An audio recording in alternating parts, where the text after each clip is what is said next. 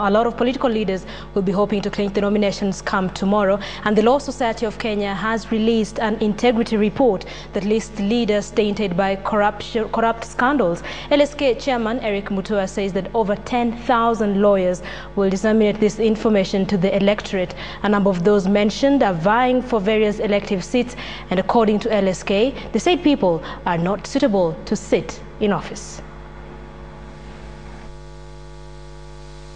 The civil society is fighting to have the Kenyan electorate vote in favorable leaders and possibly those who are not tainted with past scandals and issues of integrity.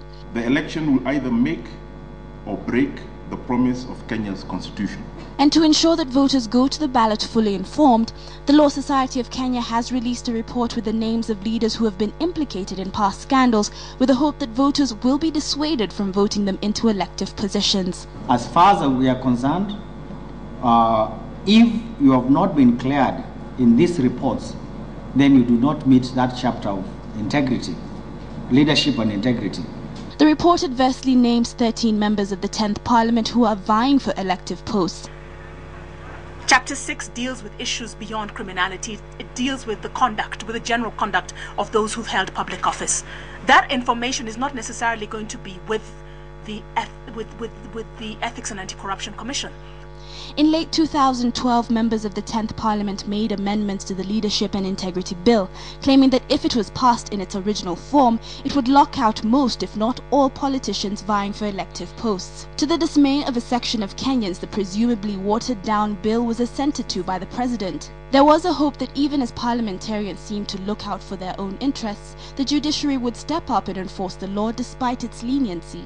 And the integrity criteria is uniform for anyone who is applying for state office. So whether you want to be a judge, or whether you want to be a parliamentarian, or whether you want to sit in the county assembly, you have to be somebody who has not violated Chapter 6.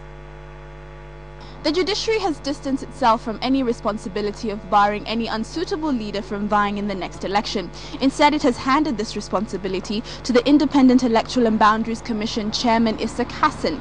And in light of this, the Law Society of Kenya has handed this report to IEBC. So the country will be keen to see who Isaac Hassan decides is suitable to lead the country. Catherine Omwando, KTN in Nairobi.